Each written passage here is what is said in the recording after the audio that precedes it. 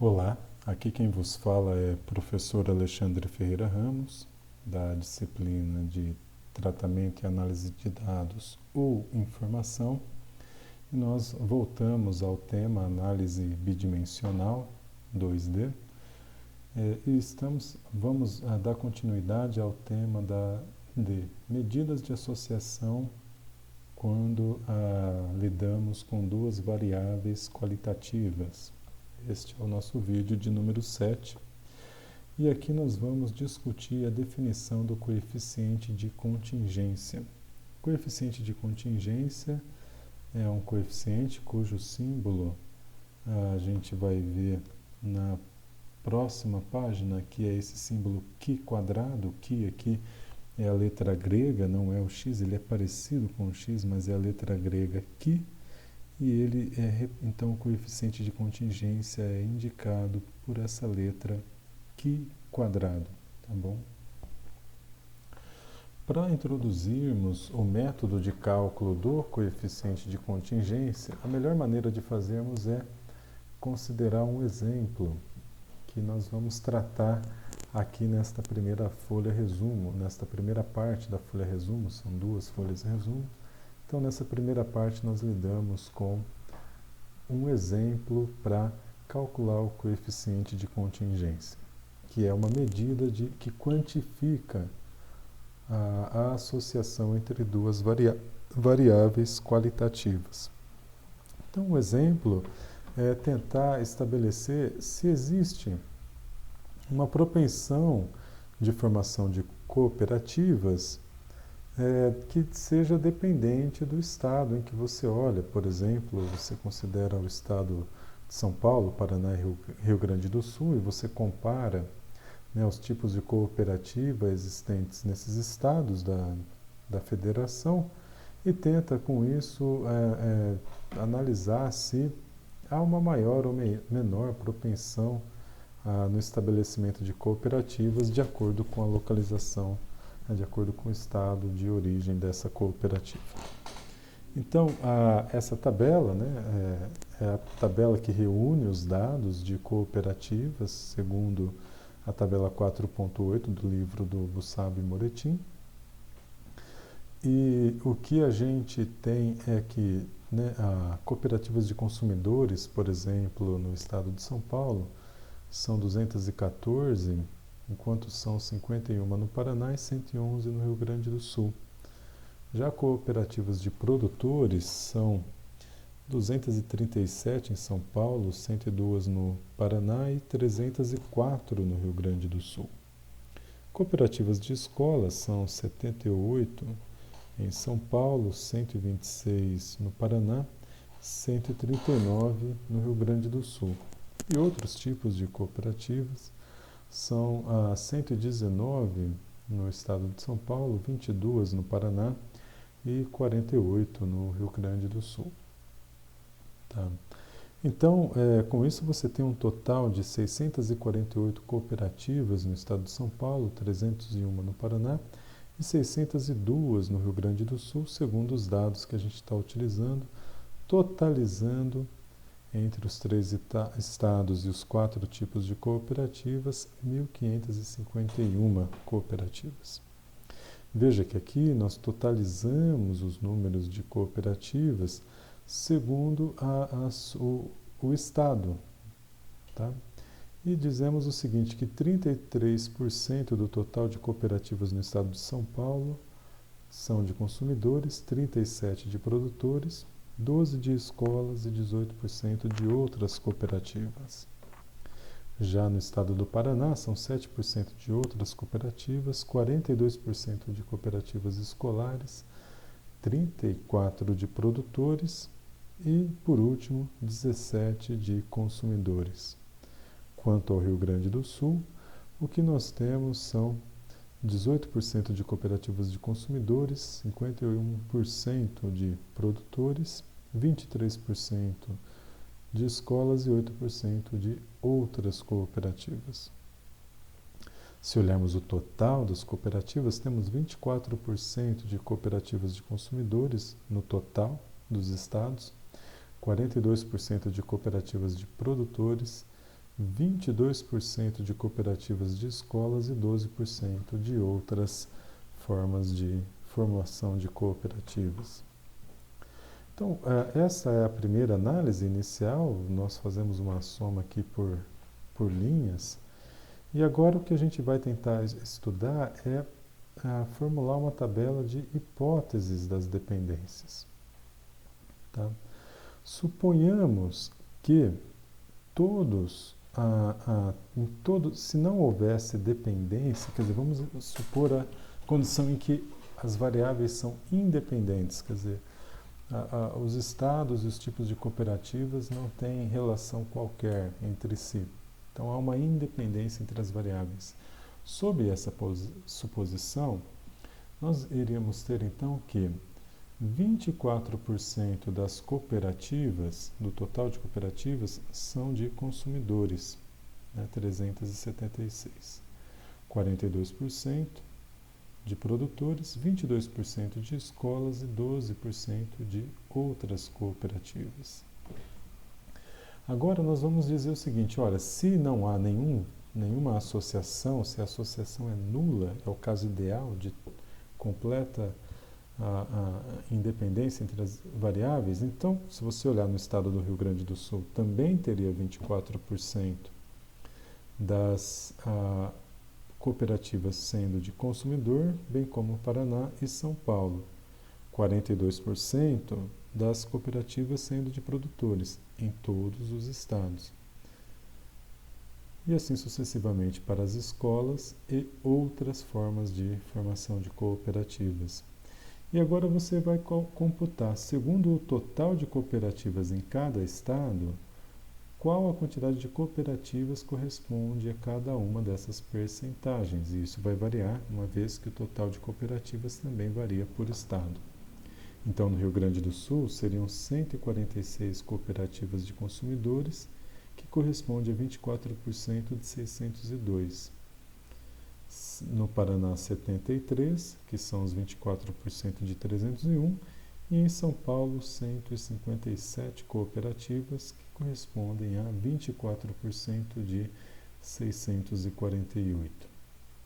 A mesma análise vale para cooperativas de produtores, com seus respectivos números, de escolas e outras formas de formação de cooperativa.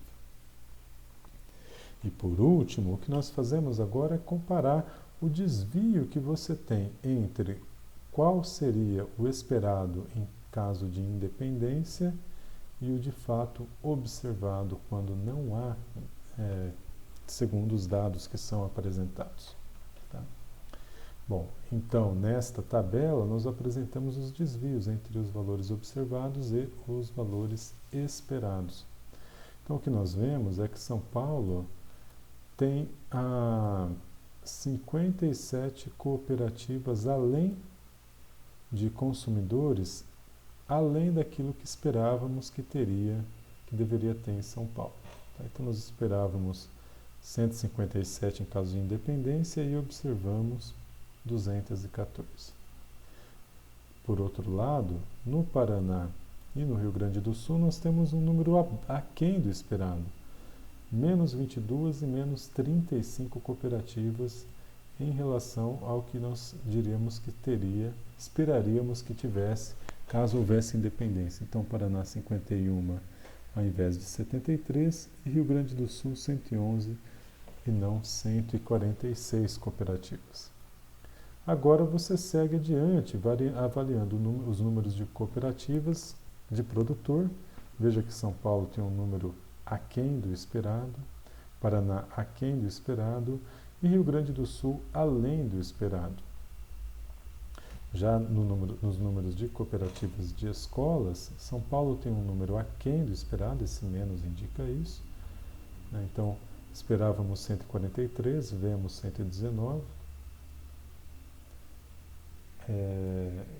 Com licença, um segundo que eu acho que eu fiz um erro aqui.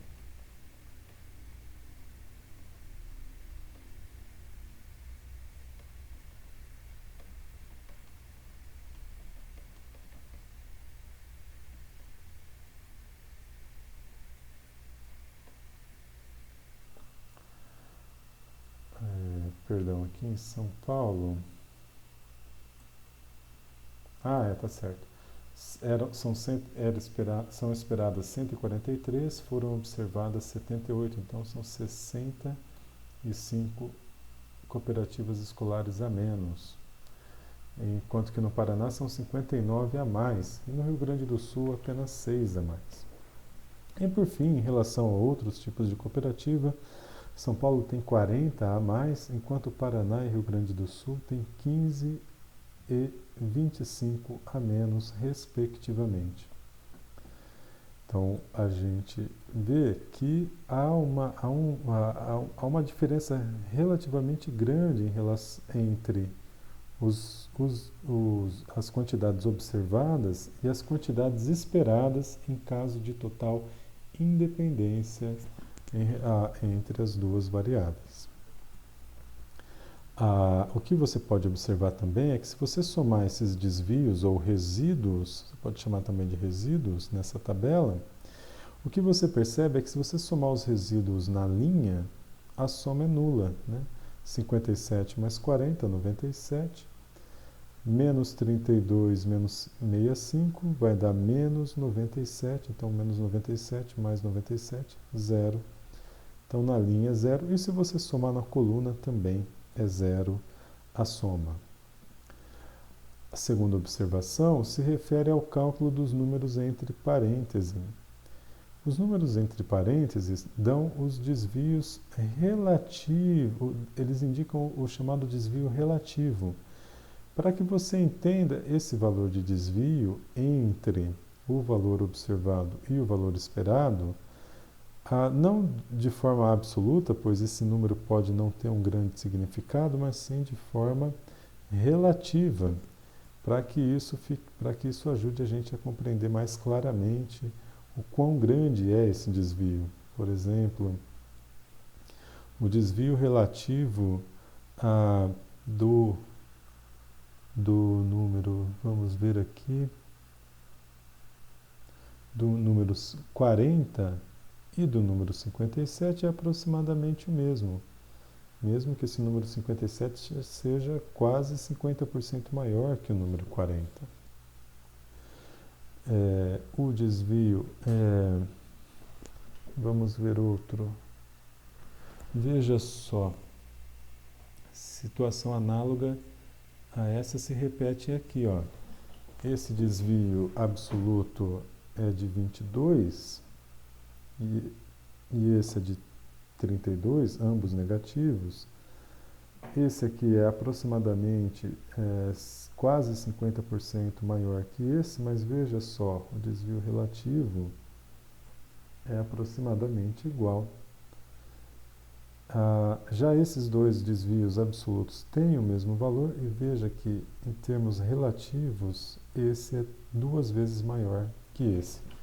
Então é importante termos uma definição de desvio relativo, e essa definição é dada pela seguinte fórmula: ela é o quadrado da diferença entre o valor esperado e o valor observado divididos pelo valor esperado, para cada uma das entradas. Então, em cada entrada você realiza essa operação, e com isso você consegue então ter os desvios relativos para cada uma das entradas da sua tabela. Por fim, o que você pode fazer é somar todos os desvios relativos e denotar essa soma por Q quadrado, a letra grega Q quadrado. Então, esse termo vai indicar a nossa medida de associação entre as duas variáveis, e quanto maior for o Q quadrado, maior é a associação, uma vez que maior será o valor do desvio relativo entre essas duas medidas. Então, no exemplo apresentado, o Q quadrado deu 171,76. Existem outras medidas de associação que vão além do Q quadrado. Qual é o problema do Q quadrado? O Q quadrado ele é um número positivo, né, por definição, porque, veja, o desvio relativo é positivo, o valor esperado também vai ser positivo. E porque ele é uma percentagem, então o Q quadrado é um número positivo, que vai variar de zero, né, ou se os desvios forem todos nulos, até um número tão grande, arbitrariamente grande. Então, para você evitar ter condições de comparar, suponha que você faça essa análise usando São Paulo, Paraná e Rio Grande do Sul, e você queira comparar essa análise usando, por exemplo, digamos, 3 estados, vamos dizer, Minas Gerais, Rio de Janeiro e Espírito Santo, né? Então, para comparar, você ia comparar os Qs quadrados. E aí você não saberia dizer necessariamente o quão fortes são esses números. Para isso, você tem outras quantidades que eu vou chamar de C e T, que são que tem um valor, essa quantidade C tem um valor superior máximo, não necessariamente menor que 1, e essa quantidade T que pode variar de 0 a 1. Tá? E segundo essas duas quantidades, T e C, as associações são 0,32 e 0,14. O T máximo aqui é 1, tá? Então veja que ele está bastante distante do máximo ainda. O que nós vamos fazer de agora em diante é entender como calcular tanto o T quanto o C. E para aprendermos a calcular essas duas quantidades, o que nós fazemos é dar a definição geral do Q quadrado. Então vamos fazer a definição geral do Q quadrado. Para isso, nós vamos considerar uma tabela que tenha duas variáveis, y e x, em que x e y são qualitativas. E aí, os atributos da variável x são denotados pela letra A, índice um número i, um número inteiro, natural, que vai variar de 1 até r, sendo r o total de atributos da variável x qualitativa. Analogamente para y, nós assumimos que existem S atributos a esta variável, S valores para essa variável, e cada um desses valores é denotado pela letra B, índice J. Então, B1 é o valor 1, B2, BJ, até BS. Agora, nós vamos representar a quantidade de ocorrências dos valores A1, B1 por N índice 1, 1, de A1, B2 por N, 1, 2, e assim sucessivamente, tal que a quantidade de ocorrências do valor AI, BJ é N e J. A soma, o total de ocorrências do valor A1 é indicado por N índice 1 ponto, o total de ocorrências do valor A2 é N 2 ponto, e assim sucessivamente até N R ponto como o total de ocorrências do valor A índice R.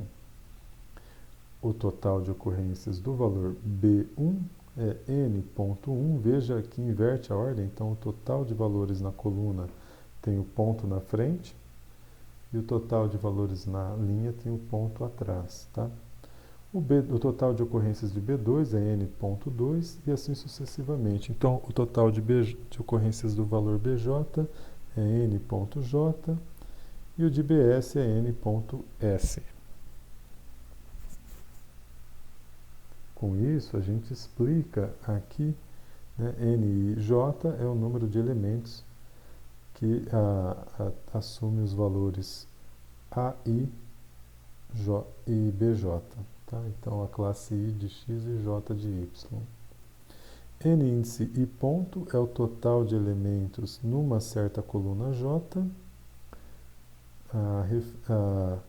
É o total de elementos na linha I, a soma, né, de todas as colunas na linha I. O N ponto J, perdão, aqui o ponto deveria estar à frente, o N ponto J é o total de elementos na coluna J. Então, a soma de todas as linhas da coluna J. O total de elementos analisados é n ponto ponto ou n, né? Aqui n ponto ponto ou n, que é a soma em i de 1 até r da soma em j de 1 até s dos elementos n e j, ou o total de elementos avaliados. Para mapear, eu recomendo então mapear esta tabela aqui, retomando o exemplo inicial. Para isso, o que você faz é voltar para essa tabela original aqui, tá? Agora você tem 3 linhas, então o R aqui é 3, e 4 colunas, então o S aqui é 4. E aí você pode dizer N11, 214, N21, 51, e assim sucessivamente. Se houver independência, o que acontece é que o total,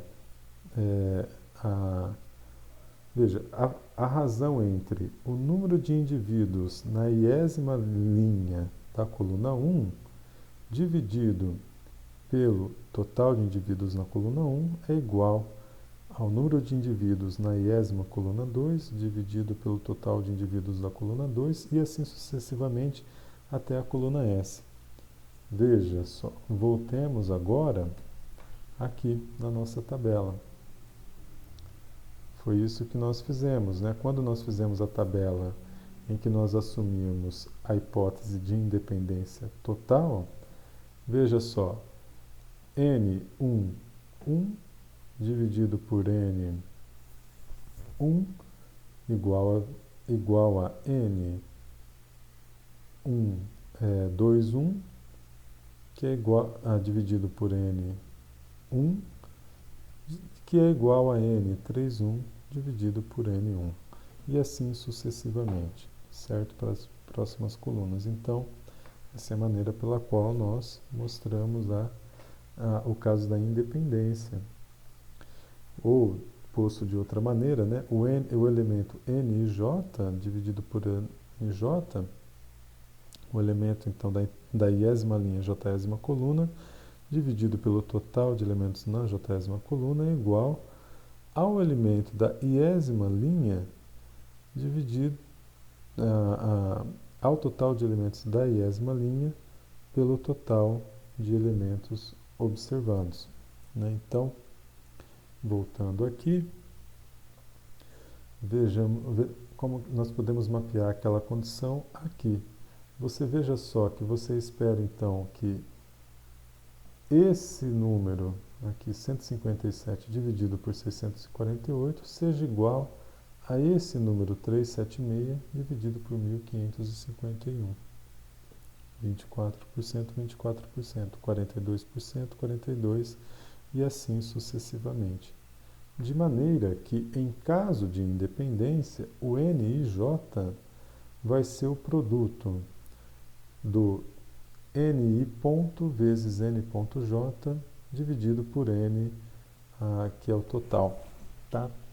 Então, o valor ideal da entrada ij, da linha I, coluna j, é igual ao total de elementos na linha I multiplicado pelo total de elementos na linha J dividido pelo total de elementos avaliados. Esse seria o valor esperado na casa IJ, ou casela IJ, ou entrada IJ. O Q quadrado, então, fórmula abstrata, é o somatório em I de 1 até R, do somatório em J de 1 até S, do quadrado da diferença entre N e J menos o valor esperado para a entrada IJ, tudo isso dividido pelo valor esperado da entrada IJ.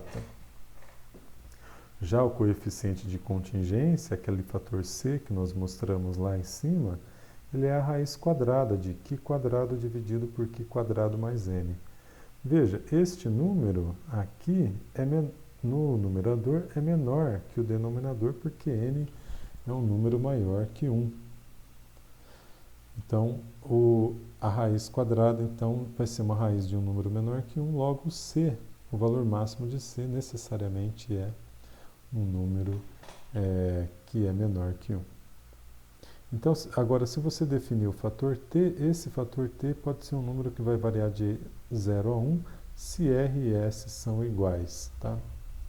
Então, você pode usar os fatores c e t como medidas auxiliares ao Q quadrado para mensurar a associação entre duas variáveis qualitativas. Com isso, nós concluímos este vídeo também e desejamos boa sorte para fazer os estudos que visam investigar a associação entre duas variáveis qualitativas. Até a próxima, nos vemos então no próximo vídeo para conversar sobre medidas de associação entre variáveis quantitativas. Um abraço.